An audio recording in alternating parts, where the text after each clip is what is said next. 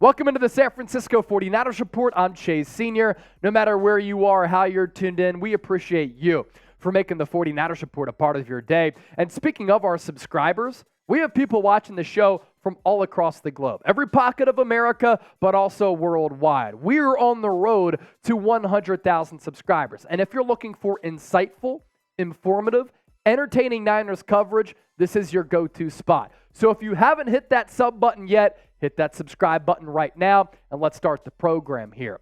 So on the show today, going to take a look at George Kittle's comments on Trey Lance and why George Kittle is encouraged by Lance heading into 2023. First, though, shout out to our sponsor, Kanzuri. Height-boosting shoes, 15% off at kanzuri.com/chat. We'll put that link in the comment section and in the description of this video.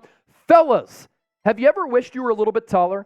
Maybe you matched on Tinder, but her profile says, must be over 6 feet. Maybe your date wants to wear heels, but she can't because it'll make her taller than you. Well, I got the short kings covered with today's sponsor, Kanzuri.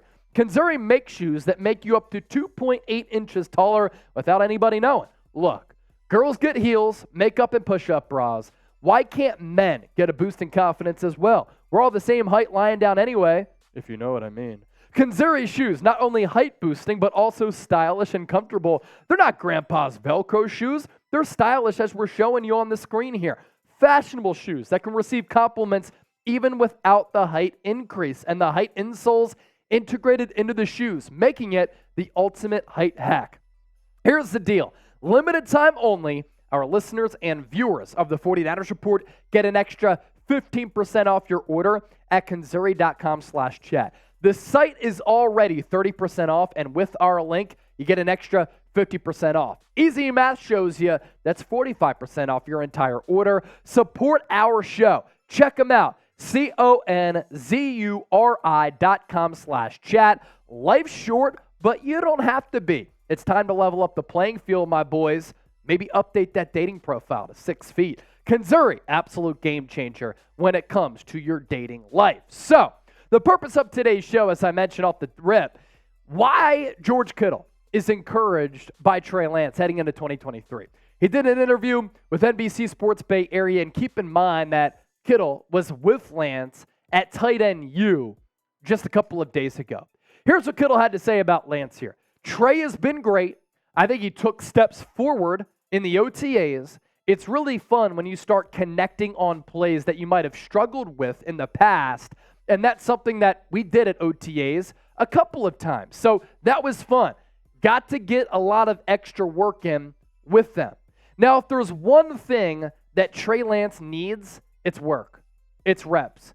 It's that experience, playing alongside a guy like George Kittle and having that innate ability to be on the same page. 21 combined starts going back to 2019. It's crazy when you think about it at North Dakota State and in the NFL.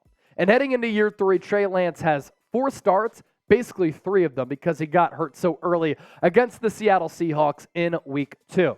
More from Kittle on Lance here. I just like talking ball with Lance too because one of the things that Chiefs tight end Travis Kelce was saying about him and Chiefs quarterback Patrick Mahomes is they communicate about certain things and there's a talk through everything.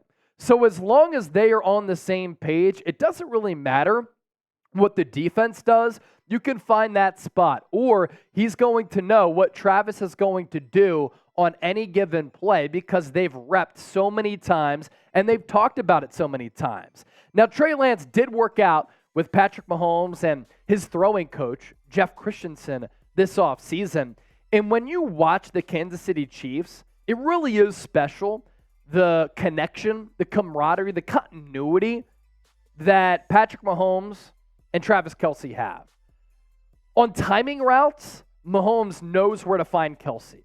When the play breaks down, he has this innate ability, as I was kind of referencing a little bit earlier, of knowing where Kelce's going to go, or Kelce has the wherewithal mentally to maybe shoot upfield down the seam when he sees that Patrick Mahomes is able to get outside of the pocket and they hit you, they slash you with that monster play, which is a backbreaker for the opposing defense. Niner fans know that very well, going back to that Super Bowl in 2019 when they had that 2-score lead with just 7 minutes left to go in the Super Bowl back in 2019, and they lost it. So if Trey Lance is able to build that connection up with some of his wideouts, Brandon Ayuk, who he worked out with and ruined with last offseason, and a guy like George Kittle, who Kittle says, we've been working on that a little bit, that can only do him favors as he goes into year 3. And keep in mind that Lance is still going to have an opportunity to impress his coaching staff and impress his teammates because Brock Purdy is going to be on the shelf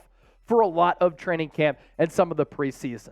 The strengths and the weaknesses of Lance. I've been wanting to talk about this for a while because it's the offseason, and it's a good time to revisit this, especially when I go back and watch some of the tape and I scout Lance.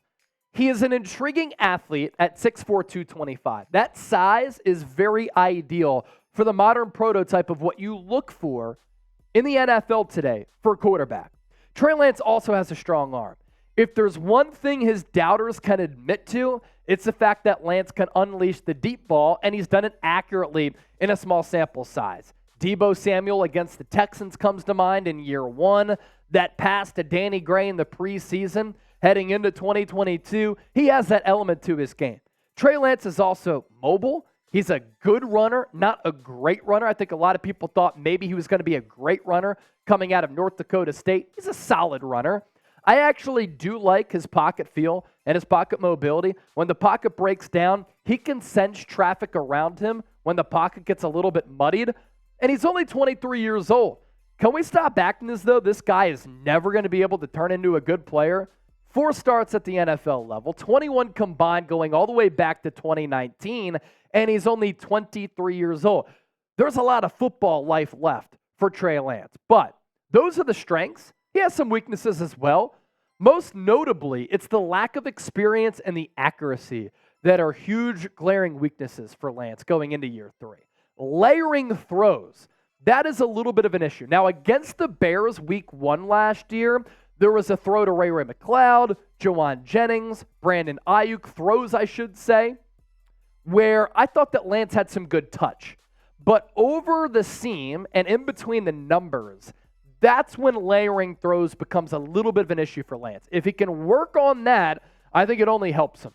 He's been banged up and injured. He had the finger injury, the knee issue in year 1, and then he gets hurt for the season week 2 last year with that dislocated ankle.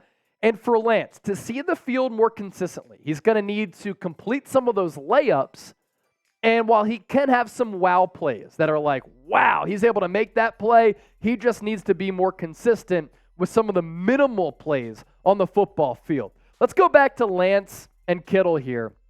Kittle on Lance. So just having that opportunity to sit down and talk with Trey, watch film with him, having this event, tight end U2, because Trey sat next to me through our meetings, for him to be able to watch guys talk about routes and stuff like that, to see other tight ends and see what they're talking about, he learned stuff from that too. So it's just a fun opportunity for him.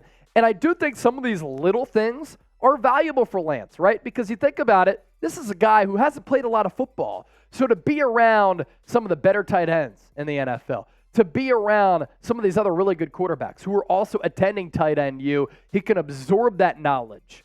He can learn more football, and that's what Lance needs at the start of his NFL career. So will Trey Lance play at all this season for San Francisco?